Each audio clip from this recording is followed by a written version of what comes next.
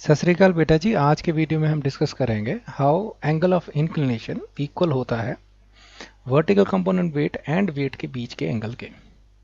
पिछले वीडियोस में हमने ये चीज़ मानी थी, इस बार हम ट्रिग्नोमेट्री से ये चीज़ प्रूफ करेंगे। तो सबसे पहले एक हॉरिजॉन्टल सरफेस ले लेते हैं। मान लीजिए मैंने ये लाइन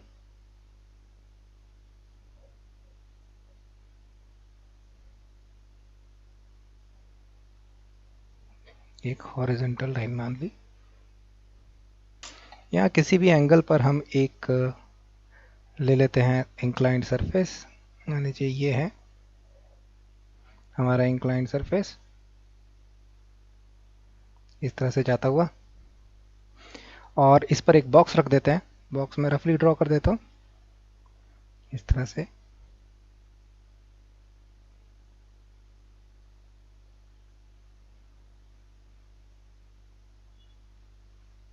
ये हमारा बॉक्स बन गया।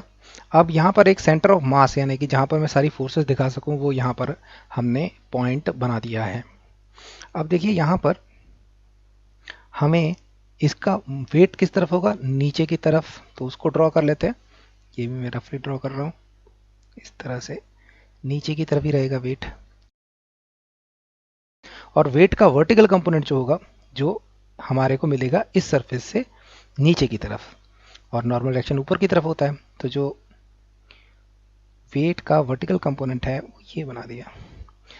अब ये कुछ एंगल है और ये एंगल है, ये दोनों बराबर होने चाहिए। यही हमारा क्वेश्चन है कि क्या एंगल ऑफ इंक्लिनेशन, अगर ये थीटा हो तो क्या ये भी थीटा होगा। ये हमें निकालना है, ये हमें डिस्कस करना है। इसके लिए हम ट्रिग्नोमेट्री यूज़ करेंगे। और ट्रिग्नोमेट्री में क्या चीज़ें यूज़ करेंगे जो आपको पता होने चाहिए। पहली बात, कोई भी ट्रायंगल हो, सम ऑफ एंगल क्या होता है, 180 डिग्री होता है। पहली बात तो ये। और सेकंड चीज़ क्या, सेकंड चीज़ हमें ये पता होनी चाहिए कि जैसे दो पैरेलल लाइंस हों इस तरह से, ये दोनों अगर पैरेलल लाइंस हों और एक लाइन इन्हें कट करे किसी एंगल पे, दोनों को, तो ये एंगल और ये एंगल बराबर होंगे। क्या बता सकते हैं आप?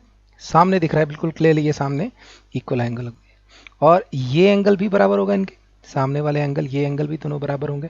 फिर से समझ लीजिए, अगर हमारे को दो पैरेलल लाइंस ऐसे दी हो, तो ये और ये एंगल जो होंगे ये बराबर होंगे, और ये वाला एंगल भी इसके बराबर होगा। This is equal to this, और ये दोनों तो इक्वल होते ही हैं। तो दो पैरेलल लाइंस के केस में ऐसा होता है। अब यहाँ पर कुछ पैरेलल लाइंस आपको दिख नहीं रही हैं, बट थोड़ी देर में आपको हम ड्रॉ करेंगे पैरेलल लाइंस, जिससे आपको क्लियर अंदाज़ा हो जाएगा कि हम किस एंगल्स की बात कर रहे हैं। सबसे पहले तो यहाँ पर कुछ ट्राइंगल जैसा बना लेते हैं। ये तो एक लाइन ही बनी है, तो एक काम करते हैं, यहाँ से एक लाइन ऐसे नीचे ड्रॉप कर लेते हैं।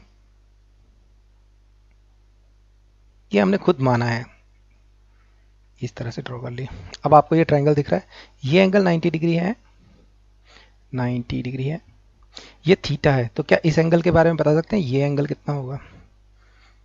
अगर ये 90 है, ये थीटा है, सम कितना होना चाहिए? 180 होना चाहिए। तो 90 और थीटा, और ये कौन सा एंगल हो जाएगा?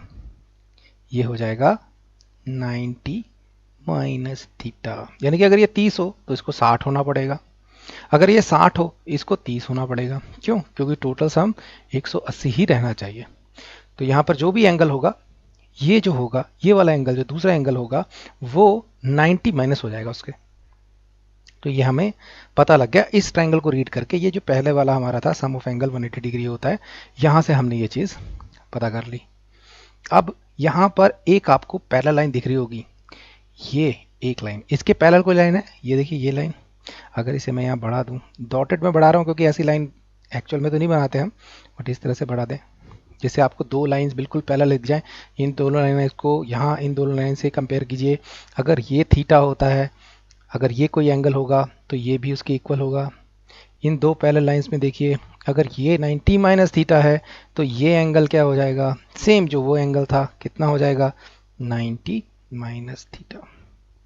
यानी कि ये एंगल 90 माइनस थीटा है, ये हम बता चुके हैं। अगर ये एंगल पता लग गया, जैसे इस केस में क्या हो रहा है, 90 माइनस थीटा ये निकल रहा है, फिर 90 माइनस थीटा ये, तो ये वाला एंगल भी इसके इक्वल होगा, यानी कि ये भी 90 माइनस थीटा होगा। तो ये भी हमें पता लग गया, ये एंगल जो है ये इसको थोड़ा सा बाहर बना लेता हूँ यहाँ पर। ये भी क्या हो गया, 90 माइनस थीटा। अब आपको बस इस ट्राइंगल पर ध्यान देना है, जिसका नाम दे देता हूँ A B C. A B C triangle पर फोकस कीजिए। ये एंगल कितना है, 90 डिग्री है, राइट। अब आपसे क्या पूछ रहा हूँ, इस ट्राइंगल में एक एंगल 90 है, दूसरा 90 माइनस थीटा है, तो तीसरा क्या होगा। दोबारा से पूछ लूँ क्वेश्चन। एक ट्राइंगल है, एक एंगल 90 है, दूसरा एंगल 90 माइनस थीटा है, तो तीसरा एंगल क्या होगा, थीटा होगा। यहाँ पर भी सेम क्वेश्चन, एक एंगल 90 है, दूसरा 90 माइनस थीटा है, तो ये एंगल क्या होगा, इस एंगल को थीटा होना पड़ेगा।